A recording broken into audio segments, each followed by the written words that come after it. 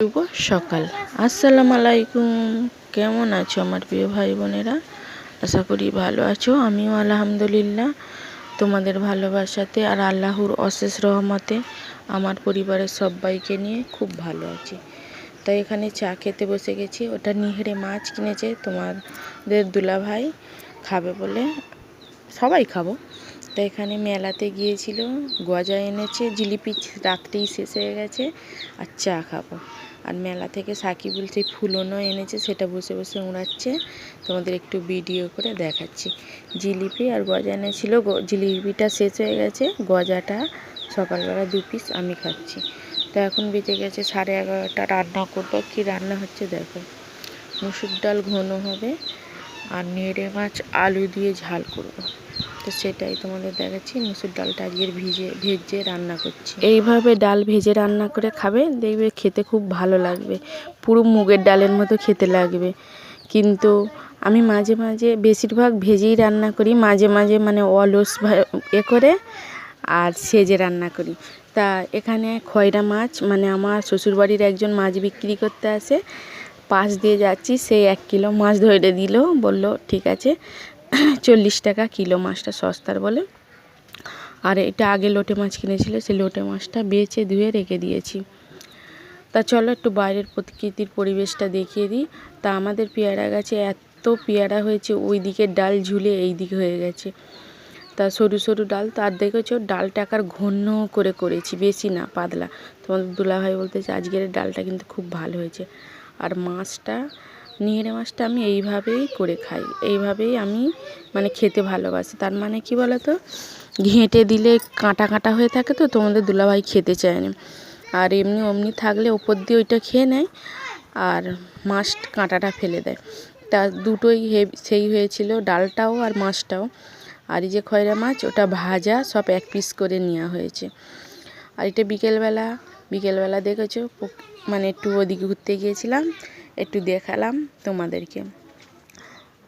মানে কি সবুজে চারিদিকে ঘেরা, তার মাঝে একটা বড় পুকুর, তার মাঝে হাঁস চড়ছে, উপরে আকাশটা কত সুন্দর নীল, মাঝে মাঝে একটু তুলো তুলো ভাব, যেন মনে হয় সাদা তুলো জড়ানো আছে। তা আমার ভিডিও হয়তো তোমাদের ভালো লাগে না, তাই আমাকে সাপোর্ট করতেও ভালো লাগে না। তা কি বলবো বলো, দেখতে থাকো, হয়তো কোনো একদিন তোমাদের মনে আমি ছোট্ট একটু জায়গা করে নিতে পারবো। এখন হয় পারিনি, পরে হয়তো পারবো। তা এইদিকে একটা আমড়া গাছে প্রচুর আমড়া ঝুলেছিল, তা সেটা আমড়াটা দেখতে পাইনি, শুধু পাতায় ভরা। তোমাদের দেখাতে গিয়ে দেখছি শুধু পাতায় ভরা। আর চলো একটু রাস্তার দিকে ঘুরে আসি।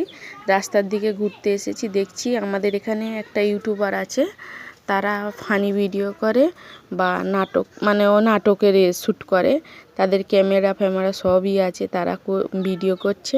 তা ওই দিকে তুলিনি, ওই যেদিকে ভিডিও করছে সেদিক তুলিনি, মানে শ্যুট করতে এসেছে, তুলিনি। এইদিকে আমি আমার মতো করে ভিডিও করছি।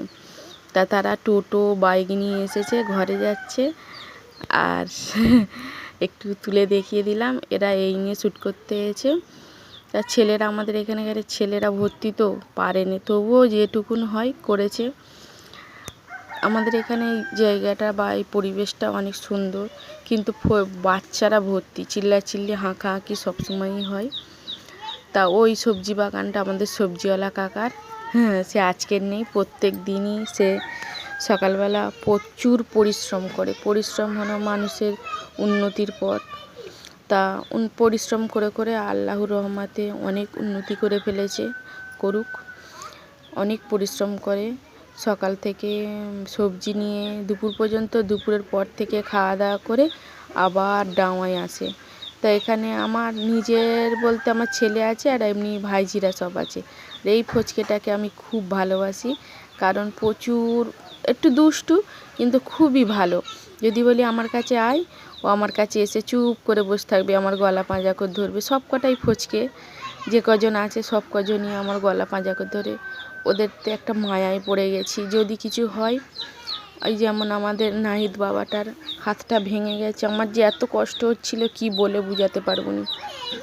তো এখন আমাদের নাহিদ বাবা আমার ভাই খবর নিয়েছিল যে আমার ভাইপোটা কেমন আছে। আলহামদুলিল্লাহ ভাই, আমার ভাইপোটা খুব ভালো আছে। মানে মাইক্রো সার্জারি করেছে, করে মানে বাচ্চা তো এমনি করে নে, করলে অসুবিধা হবে, তাই জন্য তা থাকতে পারে না। তো এখন ভালো আছে। সবাই ভালো থেকো, সুস্থ থেকো। আল্লাহ হাফেজ।